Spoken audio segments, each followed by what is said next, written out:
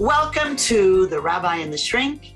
This is Dr. Margarita Gurri, Dr. Red Shoe, and my favorite rabbi, Yonason Goldson. And we're very happy here to have the guest, Christina DiGiacomo. Welcome, Christina. Hi, everyone. Christina was found by our good rabbi who knows her. She does something that everyone needs. She helps us, and the title of her book is Wise Up at Work. She has had quite a journey and many experience to help us understand how can we use philosophy to make us better as individuals and teams and organizations at work. So I'm just going to send it to you, Christina DiGiacomo. Please talk to us. You have a master's degree in organizational change management. Tell us about what you do and your journey there. Thank you so much. I'm so happy to be here, and hello to everyone out there. So how about I start with where I started? Let's begin at the beginning. So I had a career in marketing and advertising. I worked on the agency side, award-winning agencies, and also on the client side. At corporate, I started the brand strategy department at the New York Times. So I was having a very good run. And about 10 years ago, I hit the skids. I was working in these really intense environments. Advertising and marketing are very intense fields, and in these high pressured workplaces. And I found myself actually experiencing what I believe to be an existential crisis, like a real one. Like, what do I do with my life? What am I doing? This is crazy.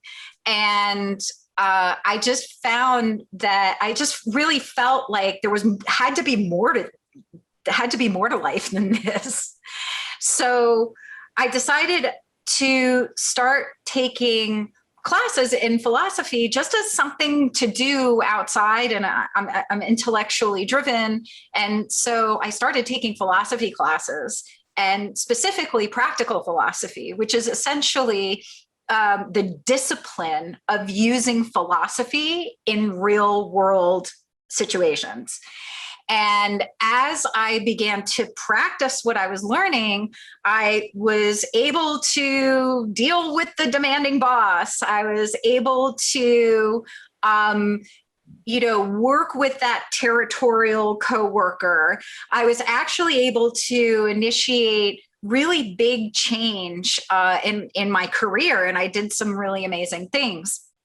And I always was very interested in the impact of the world, the world of work on people's psyche and mindset and life. And so I got a master's degree in organizational change management so I could understand what a great workplace is all about. And then a few years ago, I decided to combine all three: my understanding of what it's like to be in the trenches of corporate, to understanding what it means to have a great organizational culture, and the principles and practices of philosophy, and bringing them all together. And that's how I founded More Alchemy, which is my advising firm where I go and I teach executives about philosophy so that they can lead wisely. What a great journey. Hey, Rabbi, why don't you comment on that? Because you're all about the philosophy. Well, it was interesting when I posted the show yesterday on my LinkedIn page. The first comment I got was practical philosopher. And I think that we sort of take for granted that philosophers are up in the clouds and they don't really have a whole lot of interaction with what's going on down on Earth. And that's unfortunate, because the whole point of philosophy is to have some practical benefit to our lives. And I think most of us, one of the reasons why the doctor and I feel we have a successful partnership is because I'm the abstract conceptual stuff that's more up in the clouds, and the doctor is the very practical, down to earth. And so it's a good partnership. Do you find it's challenging to bring those two together? Do you find it's difficult for people to see how they do fit together? So I'm going to answer in a couple of ways. So first, philosophy's original intention was to be for the people. It was self-help before self-help ever existed. Mm-hmm. The traditions of philosophical thinking, Socrates was out in the streets. Like most philosophers rolled up their sleeves and really tried to empower people in their understanding of themselves and their relationship to the world. So the original intention of philosophy was practical. And then at some point historically, and I think part of it is because the traditions of philosophical thinking, a lot of them were lost over millennia. And it was scholars that really were the custodians of these original texts and a lot of the scholarly thinking around this. So how that evolved, it became sort of cloistered in the academic university, in academics. And it became the relationship with the people and the connection to people became less and less over the years. Now, practical philosophy is really about supporting the original intention of philosophy and making it accessible for everyone, because it is and it can be. It just evolved to such a place where it is in that sort of ivory tower. The good news is that there are people like me who are out there kind of tower busting, to be honest. I believe everyone is a philosopher. If you are capable of asking a question about what you're here to do and what life means to you, you're a philosopher. You don't have to be smart to be a philosopher or to understand philosophy. There's plenty of guidance that has been in front of us that's common sense. Everyone is wise inside. And so I'm trying to break down these barriers of entry that have been built up over hundreds, thousands of years, and really kind of, kickstart philosophy as it was meant to be. When Sue makes a great comment about what you have to say, I suspect most people feel the practical value far outweighs the more difficult to apply philosophy. I can imagine that being hugely difficult to overcome. She says that in her business, they used to refer to it as airy-fairy. Yeah. So again, there's some perceptions people have about philosophy that I'm trying to change. A lot of people think it's kind of woo-woo stuff, or, it's like stuffy tweed vest, bow tie, like dude with white hair, and, or some beardy guy on a mountaintop. And it's really, we see it every day. Philosophy plays itself out every day, and the norms that we have in how we interact with each other. The handshake was invented in 5th century BC as a way to come together in peace. The leadership principles, if you peel away the layers of all of the leadership principles or self-help principles, or even from the standpoint of psychology, if you get down to the root of all of those things, it's all philosophy. And we see this in the Golden Rule. That's philosophy. Being of service, that's philosophy. So we're practicing philosophy and may not even know it. And so I'm just trying to create that bridge. How do you define philosophy for people who think it's not accessible for them? So the way I look at it, or the way I explain it, is we all have met someone wise, whether it's grandma, or, the guy behind the deli counter who seems to always have a good word to say. People can actually conjure a wise person in their minds. And I explain to them the philosophy is the love of wisdom. And so when you see the embodiment of wisdom, that's philosophy at work. Is it possible for someone not to have a philosophy? So, yes, it's entirely possible. I think part of it is their awareness, right? We all have sort of ways that we look at the ways that we look at life, or the ways that we perceive life, that might be philosophical and we're not aware of it. I don't believe that anyone has a deficit or a complete zero when it comes to wisdom or being philosophical. Everyone has the capacity to ask a question. And if you Rabbi, I think this speaks to your TED Talk, the idea of a borrowed philosophy. I do believe everyone has one, whether they know it or not. Like, I think you're kind of right on that. Why don't you speak to that issue? Because I love the way you speak about it, Rabbi. Well, that's an interesting tie-in. I hadn't thought of the idea that we do absorb our values from those around us, often without being aware of that. Now, in Hebrew, the word for philosophy is hashkafa, which translates literally as perspective or outlook. How do you say it? Hashkafa or hashkafa, depending on your whether you're speaking biblical or modern Hebrew. But it's a way of looking at the world. And so, Christina, your answer, I think, was spot on, that we can't avoid having philosophies. We all have our, now we call them unconscious biases, or our consciously developed attitudes.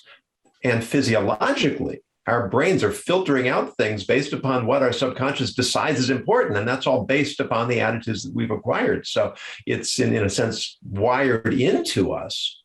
You mentioned Socrates, who is one of my heroes. The whole idea of the unexamined life is not worth living. But even more to the point, what did Socrates do? He asked questions. When I taught high school, when I teach now, I use questions to get people to think.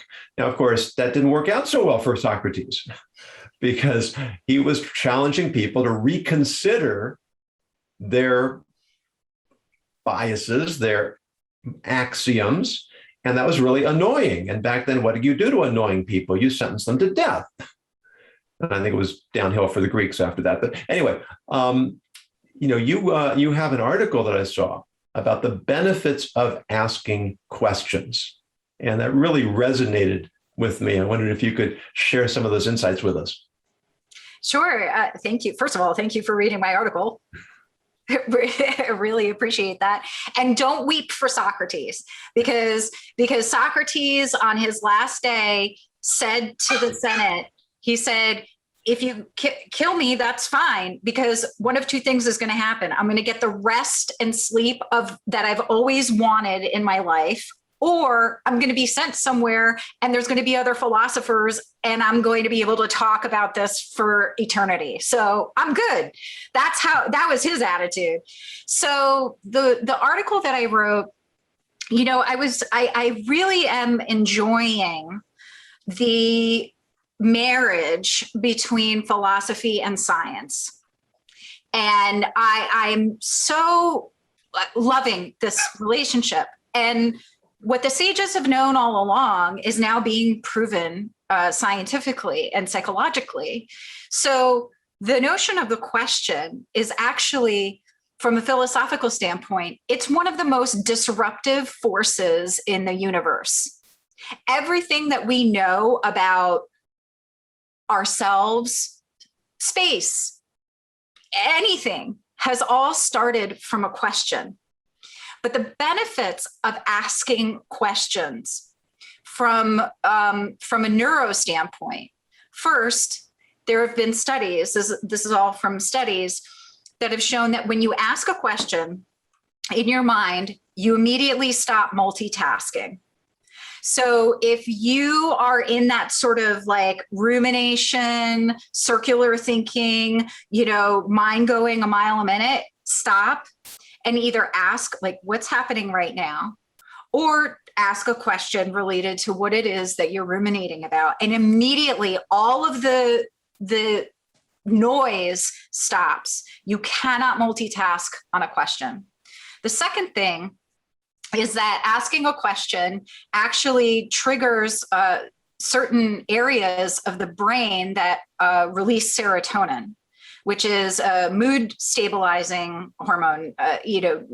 And Margarita, you would know more than me that part of it. But so when you ask a question, it's supposed to ground you and bring you some clarity, and kind of center you.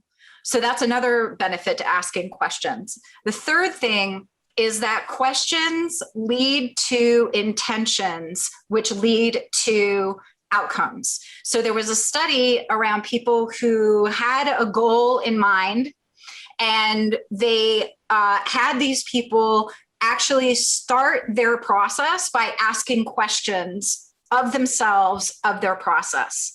And the number of people who actually achieved that goal or did that task was 35% greater than those who were, in the other group that weren't given questions as a framework for approaching, that goal.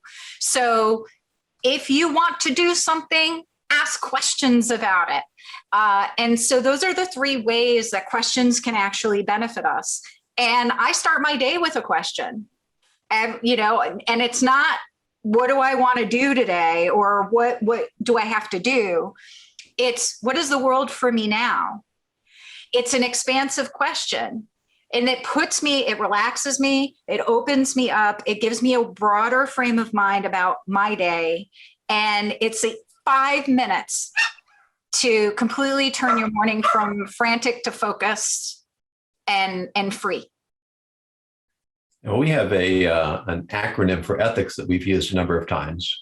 The E is empathy, the T is trust, the H is humility, and the I is inquisitiveness. So we really feel that if I'm not curious, then I'm not open to the information and the wisdom that is available to me. And if I'm not open to information, if I'm not open to new insights, new ways of looking at the world, I can't be an ethical person because I'm not allowing myself access to everything I need to make responsible decisions. Does that align with your message when you do your counseling and your consulting? It absolutely does. I love that how you broke down that acronym. I think that's. I suppose I should finish it. That the C is courage and the S is self-discipline. Yes, amazing. That's amazing. So, Socrates said, "I know that I know not, and that's what makes me wise." And I think when you are in that space of I don't know, I don't have the answers appear. And it's like when say, oh, I know everything, or I know this, your mind's like, okay, great. You know it. Awesome. And it just completely shuts down any opportunity for new information to come through. With regards to ethics, it's interesting. When I work with people, the word ethics is not in the vocabulary. The aspects of ethics are in the vocabulary, like the empathy and the trust and the inquiry and courage, and like all those principles of ethics are part of the conversation. And I feel like people don't realize like that ethics as a genre, for lack of a better term, is applicable to them, because the only experience that they've had of it, if they've had any, has been from a legal perspective, has been from a compliance perspective. It's, don't bribe people, basically. So I think that that ethics as a term and as in the language around it has so much more opportunity for people to connect to it. Absolutely. So out there, we have lots of people who are working in systems where there's ethical challenges. We hope, because if not, they're not noticing. I work with a lot of individuals, teams, and organizations where there's a serious ethical breach, and there's laws broken, people going to jail, or lawsuits where they paid out a whole lot of money. What would be a question that anybody can begin with in terms of addressing this at work, whether they're an employee or the owner? Where do they start? So I know this may be terrible. This may be, Well, go for terrible then. this may be, I mean, for me, I have no idea if I were to ever respond this way, if I would get shown the door or not. But the thing that's coming up for me right now is, where did we go wrong? And I think that's a great way to start. oh, okay, great. I wasn't sure because I do that all the time. We have town hall meetings and say what went wrong.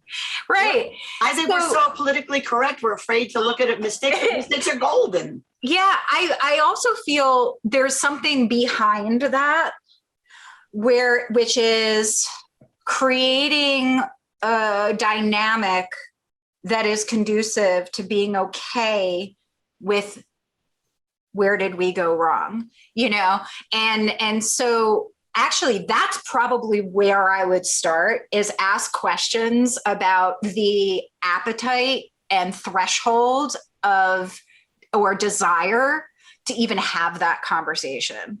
And so that's actually where, and then I would say, let's, and it doesn't have to be pointing fingers, and it shouldn't be pointing fingers. It's, having an understanding that external circumstances and internal conditions met in such a way that completely just bottomed out, and choices and decisions were made based on information at hand, and perhaps some, exploiting of a lack of information. And let's analyze that. Let's take the personal out of that diagnostic. And I think that you can then have a more honest conversation about where we went wrong. But see, I think that's one of the problems. People often, as the rabbi said in his TED Talk, they have these automatic ideas. We are ethical. And then they don't revisit it. And then if there's a problem, they blame one person rather than the system. And they pick that person and they cancel them. We don't kill people so much anymore, but we sure can kill them in social media and in reputation, can't we? And sometimes there's so much ego. There's so much ego involved. Absolutely. And that just, we say that ego is an acronym for elbow got out. And that, there was, I always go back to the 12-step recovery programs, which start with recognize there's something greater than yourself. If I see myself as the center of the universe, then one, I'm going to feel superior to everything around me. And two, on some level, I'm going to feel vulnerable that I know I don't really belong there on a subconscious level. And therefore, I feel that I have to protect my reputation. I have to protect my self-image, and I can't ask questions because then I'm exposing myself as being vulnerable, and I can't accept criticism because that makes me look bad. King Solomon says that a righteous person falls 7 times. There's a Chinese proverb that says, fall down 7, get up 8. Now we can discuss who got it from whom. But in any case, the point is that the righteous person becomes righteous by falling down. It's the mistakes that teach us how to do better, how to improve, how to become stronger. And if we would think about it without the ego, why would we want to deprive ourselves of the growth that comes from challenging ourselves, from experimenting, and from setting higher and higher standards? And this is why everyone should read Christina DiGiacomo's book. And I'll put it in it's Wise Up at Work. I am putting the link again in the chat. She talks about things in such a practical way, and it takes away the shame from mistakes and makes it an exciting thing almost, I thought. You did a really fine job of inviting people to be comfortable exploring the ethics and moving forward. So Sue had a question for you. She wanted to know a contrast or examples of real life examples, perception versus what you might advise. So if you wouldn't mind giving us some real life examples of some of the aha moments, where people started and where they ended up. Okay, I think I understand the question. If not, make it your own. Fair enough. So I was working with a CMO, And, one of the challenges that he was having was the whole, like, I can't get people to do what I want them to do. Right? Why aren't people listening to me? Like, why are there mistakes all the time? People aren't doing what I tell them to do.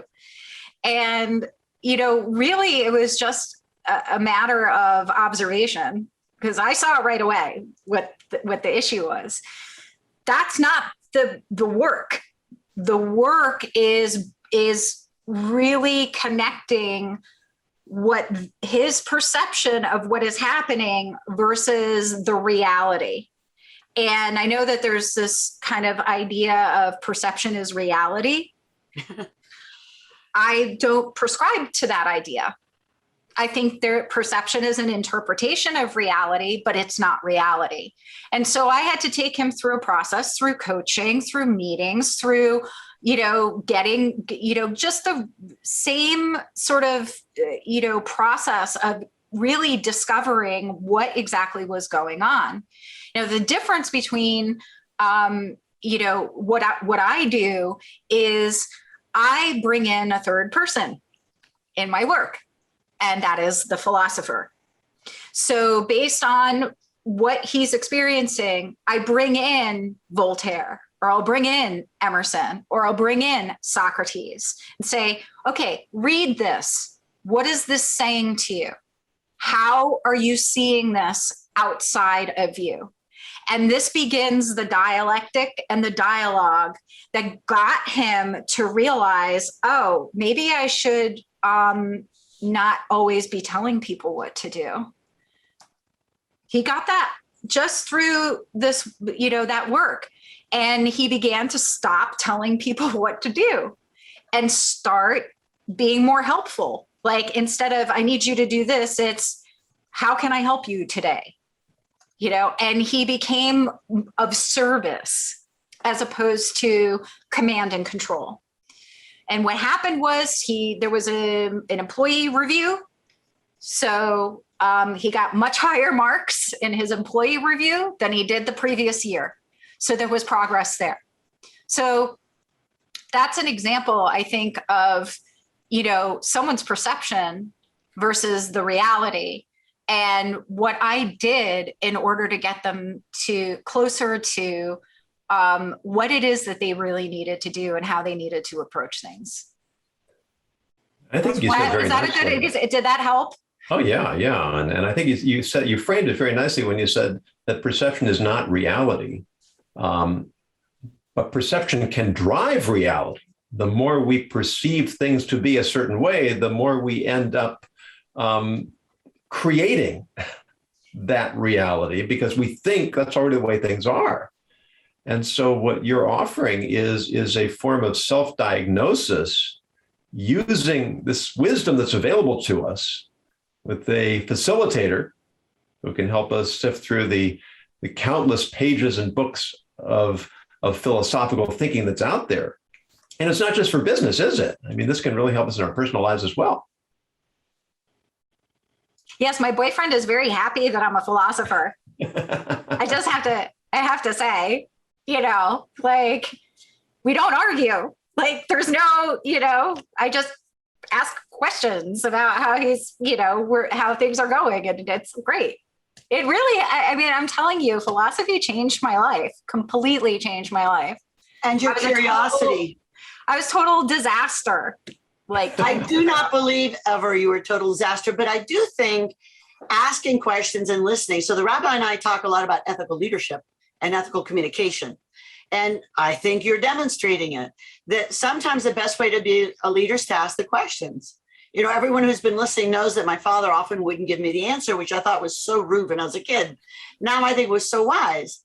I get beat up or something like that as a little refugee. And he'd say, so what's your plan now? And I'd often say, this is my plan. I'm in your lap. I love you. This is it. Done. One and done. But he would say, what are you going to do now? And asking that question, I think, empowers people. And you have done that. What is the killer to any intervention? And so I'm putting in the question. One the one question, what is it that stops people from being able to do what you're subscribing?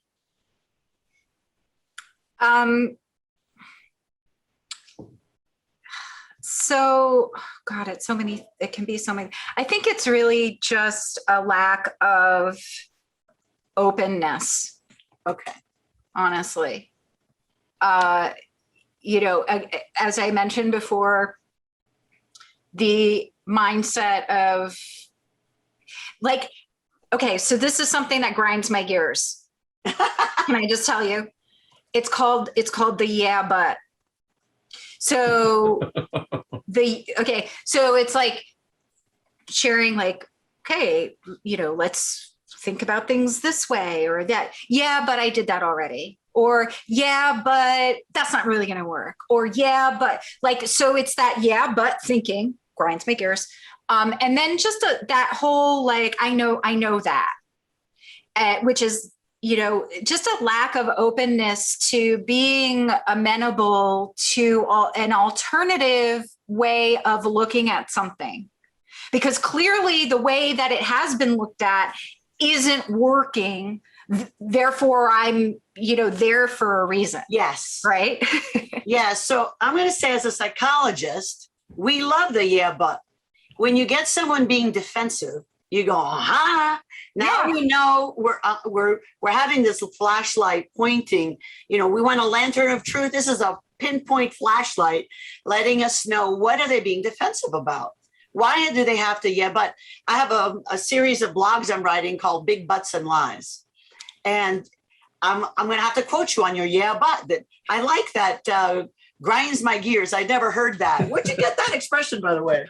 I think it's old timey. I like it. I like it. Grinds my gears. That's very descriptive. And I think that's exactly, if we can get to the yeah, but, I think we've got really close to the solution. So I think that's wonderful. So Sue says, yes, you're helping people find the real source of issues. I do believe that is the secret sauce that you have. So, Rabbi, is this a good time, sir, for the word of the day? I believe it is. All right, Rabbi. And I'm going to do something I don't usually do, which is introduce the word of the day with a story. Aha, I love his stories. Not one of my stories, but a story, a parable. Imagine that you are at a baseball game. Imagine that we're back going to baseball games. I don't know if we are or not yet. We are. And you ask the person next to you if he has the time. He's so involved in the game, he thought you asked, what's the score? So he says 5-1.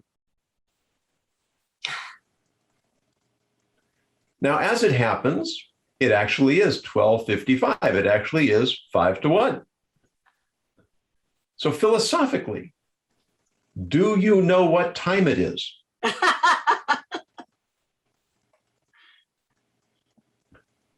Now, this is sort of a tree falls in the forest type of question. But what it does is it cues us in on the importance of what's called epistemology.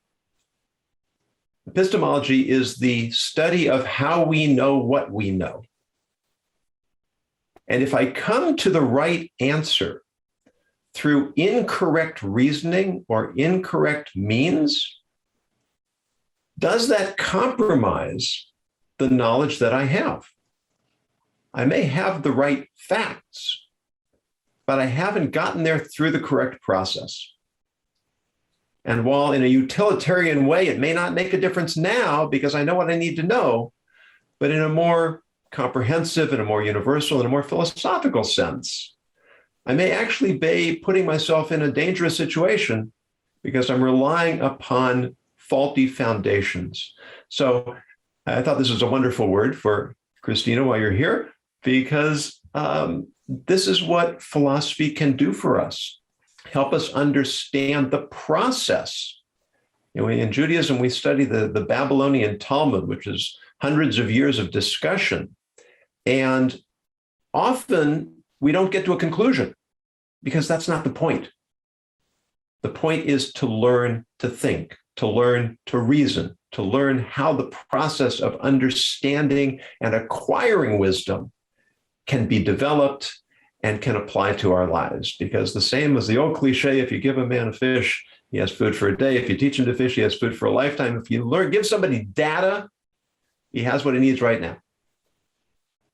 But if you give a person the understanding of how to think, then you've prepared her for a lifetime of thinking and acquisition of wisdom. Great word. He picks the good ones. All right, so now, Madam Christina DiGiacomo, what is your final bit of wisdom for our viewers or a call to action? First of all, I'm so honored that epistemology was the word of the day. I love it. I just want to give everyone one of my favorite quotes, and it's really helped me when I remember it. I think we live in times where sometimes we can feel pressure, where we can feel like a lot of forces are sort of imposing their will or imposing themselves on us. And a lot of times we feel like we have to react in kind, or we feel very reactive to things. And that happens to me too. I'm not perfect. And this quote comes from Sri Shantananda Saraswati, who was the Shankaracharya of India in the 60s. And the Shankaracharya is considered the holiest of holy men in India. So very, very revered distinction. And he said, the sage, and we are all sages. He said, the sage acts without pressure from within or without. And anytime I feel anxious, I remember I'm the sage, and I act without pressure from myself or pressure from other people. And that really helps me feel centered. So that's wonderful. Wow. It's very good. We can all aspire to that. Yeah. Well, the rabbi and I are incredibly grateful that you joined us. I think you certainly have a lot to offer everybody. We've got the book link in there. We're going to be posting this video. We wish you well. We hope you join us again sometime on this podcast. Where can people find you, Christina? So you could go to two places. I have www.thephilosophers.council.com. I have the links already in. Oh, okay. Or my other company, moralchemy.com. And I'm on LinkedIn. I'm very active on LinkedIn. So definitely That's where we met. With me on LinkedIn. And I'm so grateful to you both for having me on, and what a lovely conversation. And I just want to say hi to everyone out there and sending everyone lots of love and hugs. Oh, well, thank you so much. It's been a pleasure. Thanks for joining us. We look forward to seeing you again. The rabbi and I are going to continue our conversation on our own and invite everybody to please join us in conversation. Thanks, Christina. Thank you, Christina. Wow, Rabbi, we did good in picking her. Thank you. That was a worthwhile conversation to have, wasn't it?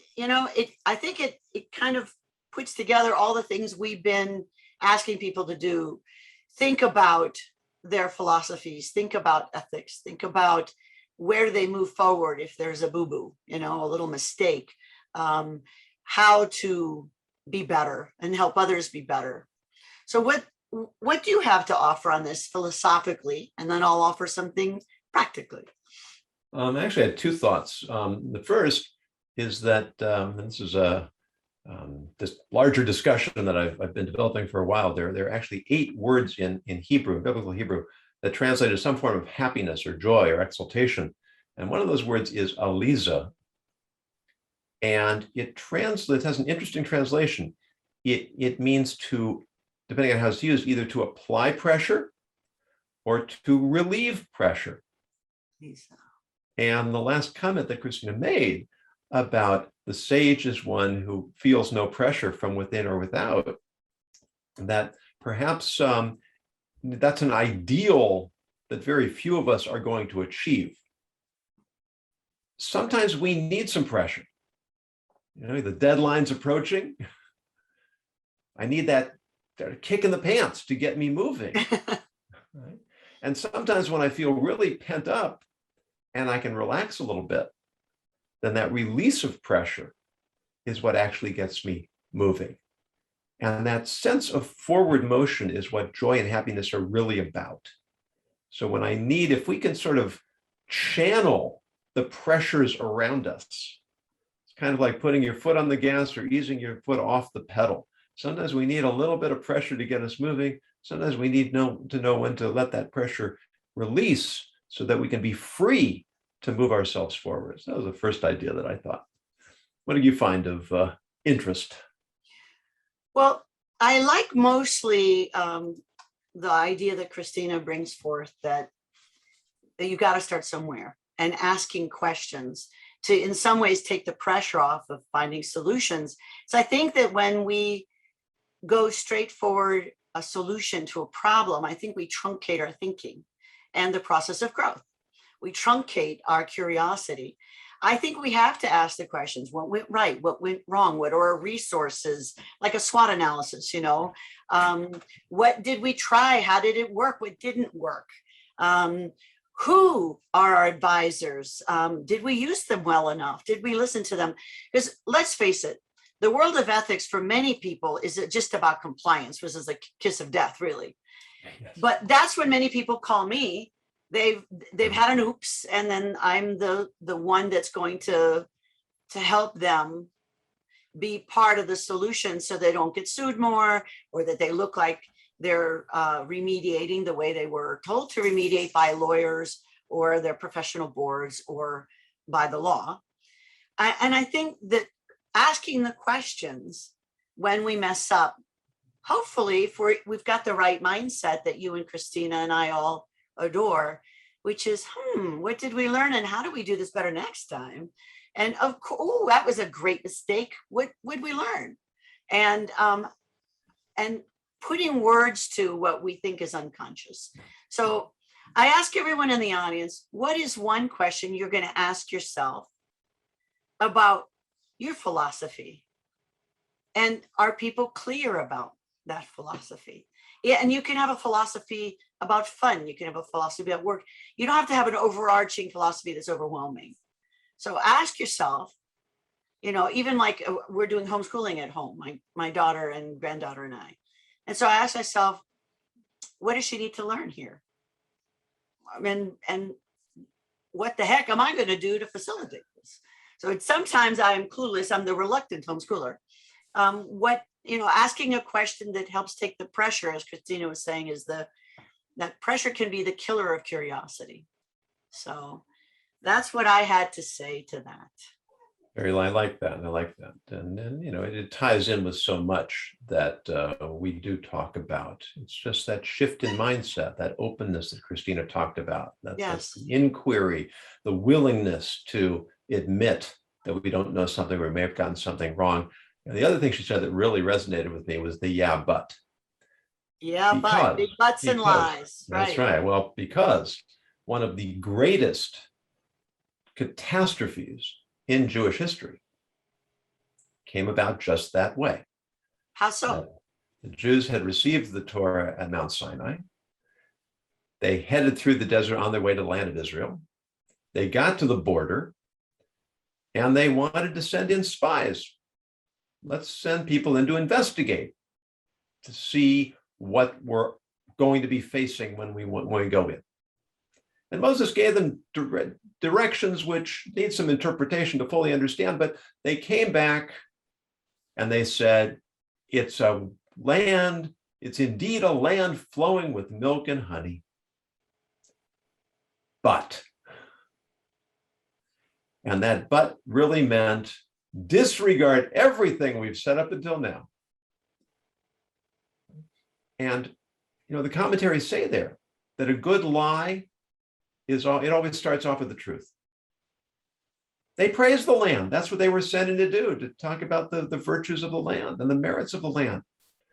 but they were so insecure in their own ability and the ability of the Jewish people to succeed, to conquer, to thrive, to establish themselves. They let those fears overwhelm their perception of all the good that was waiting for them. And the people themselves were suffering from those fears, that insecurity. What if it goes wrong? What if we can't live up to the expectations? What if things don't turn out the way we were hoping they will? That fear of the unknown, that insecurity in themselves led them to say, we're going to give up. We're not going to go in. We're not going to give it a try. And in the end, they ended up wandering 40 years in the desert. The whole generation died off before they were allowed to come in again. So when we use that word but, it can be absolutely devastating because we are negating the value of what's come before, and we're setting ourselves up to give in to that fear that guarantees we will fail. And that fear that invites shame and blame. And I think the minute that we're living from fear rather than curiosity or excitement about doing better is the minute that we really do stop growing. And you know what? As Christina had said, all we have to do is say, so where do we go from here? And just start over. Every moment's a do-over. And I don't think that if you have a terrible philosophical life and at the age of 90, you can't grow. I don't believe that. Every day is a do-over. We can change things. We have to acknowledge where we've been, but I think everybody can do that. So ask yourself, what is your philosophy and how are you going to move forward? And that's all I had to say about that, Rabbi. I guess that is the last word. Goodbye, all. We will see you next Tuesday on the Rabbi and the Shrink at 12:30, and wait to see who we have as a guest. Sometimes we have a guest, and sometimes it's just the rabbi and I interviewing each other. So come join us and elevate the conversation of ethics so that we can make a run on curiosity and great ethical conversations. You all take care, be safe, and be ethical. Thanks, everyone. And thank you, Doctor. Thank you. And thank you, Rabbi, as always. Bye.